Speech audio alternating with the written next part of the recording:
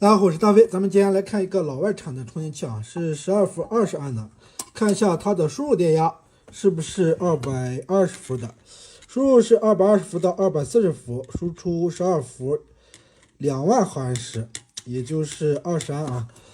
看一下它这边指示灯的情况，这边插入插头的话，这里会有一个指示灯，然后如果说发现错误的话，这里也会有个指示灯。然后这几个的话是电量的指示灯，充电的时候显示的。那么这个充电器什么问题呢？我们来看一下网友的故障描述。这是富可斯7段智能充电器。维修师傅您好，麻烦您在百忙之中抽空检查一下这款智能充电器，如果有必要的话，可以作为维修经典案例。谢谢你们了。故障描述是插上交流电，充电器无反应，原曾怀疑是不是烧保险，经检查不是，在背面发现一颗204电容，2级有1级脱焊，焊好后并未恢复，担心技术不好，弄巧成拙，决定不再乱动，因此决定联系交给技术过硬的师傅来检查。好的，我们现在把它拆开来看一下啊，看这个充电器到底是什么问题。好的，这个充电器的板子咱们从外壳里边拆出来了。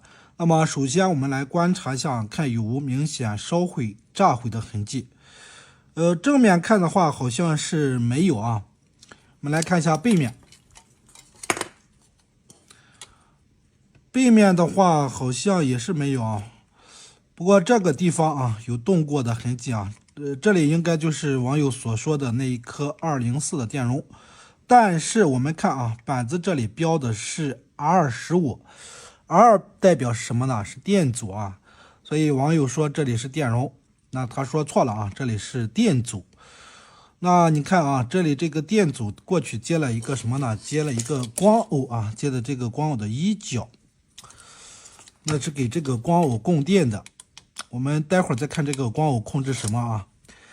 那么网友检查了保险没有炸毁，应该是没有短路的。我们大概来测量一下啊。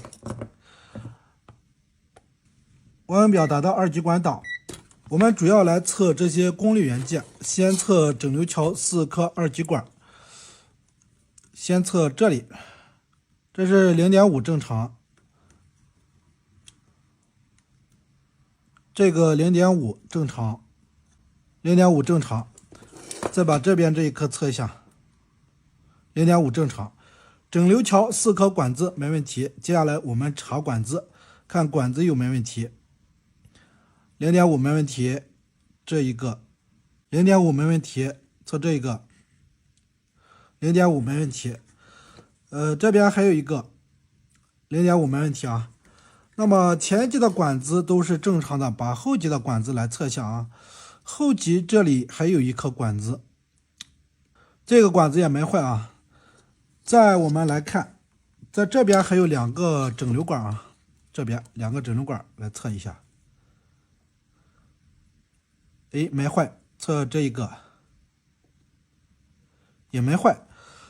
那么前后级都没有短路，它现在通电没反应，什么问题呢？我们直接来给它通电啊，通电。我们来看一下，看它的问题到底是在哪里。给它插头上面接上220伏夹子。那么通电之后，我们首先来测量大电容两端的电压。再来看这里这个指示灯亮不亮啊？指示灯应该是不亮的，因为如果说亮的话，网友就不会说是通电无反应了，对不对？我们还是放这里看一下啊。好的，通电。哎，通电之后听到板子有起震的声音呀，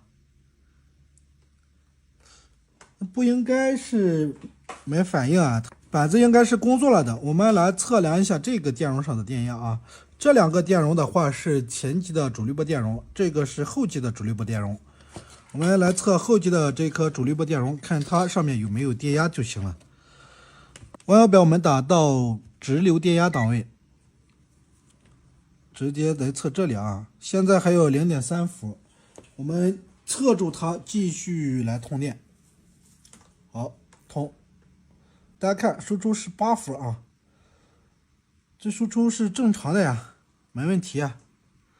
不过我们来看这边这个指示灯啊是没有亮的，输出正常，指示灯不亮。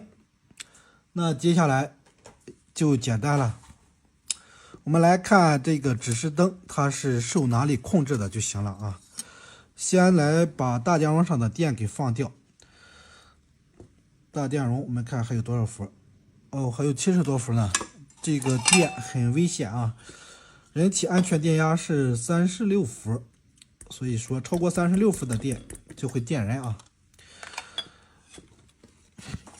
这是它的指示灯的情况。那么就是说，我们不插电瓶，单插插头的话，这里这个指示灯它应该要是亮才对的。但是现在所有的指示灯都不亮。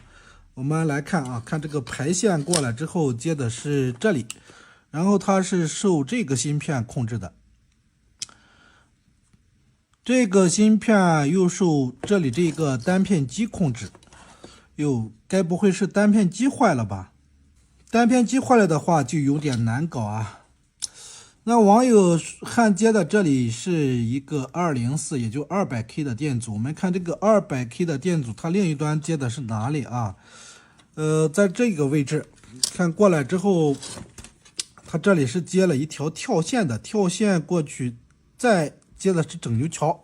哎，它是不是主滤波电容的电压呀？我们来测一下啊，看是不是跟这里相通啊。我们万用表达的2级共振档，直接来测这里。哎，果然是相通的啊。那也就是这里这个光偶的话是310伏的电。通过一个200K 电阻给这个光偶一角供电，光偶的2角直接是接大电容负极，那它就是检测咱们这个310伏的电啊。你通电之后310伏有了，然后这个光偶工作，它的3、4角导通，导通之后我们看它这里过去是接了什么啊？3角呢是接 D 的，接的次级的 D， 然后4角我们看。从这过去接的是这里，然后的话到这一点应该是过了一个跳线啊，果然过了一个跳线，过一个跳线是反馈给单片机的，哎，反馈给单片机的，那它的意思就很明显了啊，是单片机通过这个光偶来检测前级的这个电压，有了的话单片机才会工作，哎，这一点很关键啊。那么网友说他换了是这个电阻，他给焊接了一下，原来是开焊了。我们测量一下啊，打到电阻档，看这个电阻有没有问题啊？这个电阻我们实测的话是开漏的啊，测开漏的。那顺带把这个光偶也来检查一下啊，因为这个电阻是给光偶供电的。有可能光偶也会损坏啊！我们把万用表达到2级共振档来测一下，测它的1、2角有没有压降啊？哎，我现在红表笔所接的是光偶的1角，黑表笔所接的是2角。按理说它应该有一个1伏的压降，但是现在没有啊。那这个光偶有可能损坏。我们用这个元器件检测神器来看一下。测量一下这个光偶，看是否真的损坏了。那么测量的时候就是这4个角位啊，对准光偶的4个角，咱们这个上面都是有标的啊。你看这里标的4角、1角，所以说你把这里这个1角对准光偶的1角压下去就行。我们来这样测量一下。哎，大家看啊，这个光偶有问题。你这样接上的话。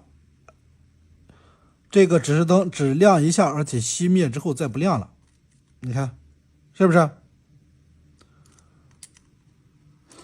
接下来我们把这里这个光偶，还有这边这个200K 的电阻给拆掉，贴片电阻已经拆掉了。接下来把这个光偶给拆掉。好的，这个光偶拆下来了，我们再用这个元器件检测神器来测量一下。之前给大家介绍过啊，这里有一个专门测量817的一个角位，直接对准它插进去就行。咱们这个检测神器啊，就是光偶在线、离线都能测量。大家看啊，这个光偶离线测量的话，一个指示灯都不亮，光偶损坏了啊。行了，接下来我们给它换一颗电阻，然后换一颗光偶，看能否解决问题。重新找了一个光偶，我们现在用这个元器件检测神器来测量一下，看这个光偶它是什么样子的。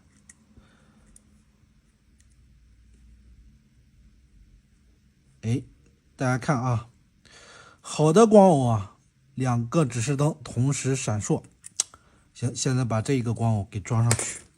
OK， 光偶换好之后，我们再来找一个什么呢？找一个 200K 的电阻给它换上。哎，这里这个 200K 的电阻我们已经换上去了。接下来我们打到电阻档来测量一下，直接测量。大家看啊，0.2兆就是200K， 没问题。好，现在把这里给解决了。接下来我们继续给它通电。大家注意来观察这里这个指示灯的情况啊。毫秒表我们打到直流电压档位。好的，通电。哎，大家看啊，指示灯已经亮了。兄弟们，来看啊，刚插电的一瞬间，这些指示灯同时闪了一下。现在的话是这一颗插头这里这个电源指示灯红灯常亮。我们再来测一下输出电压，12伏啊，没问题。测这两点的话是18伏，测这两点是12伏，正常啊。好的，这个充电器啊，咱们就换了一颗光偶，换了一颗电阻，成功修复。这么看来，网友雷成功修复，就差一颗元器件检测神器啊。在咱们橱窗里边需要的老铁去下单啊。好了，这个视频就给大家分享到这里。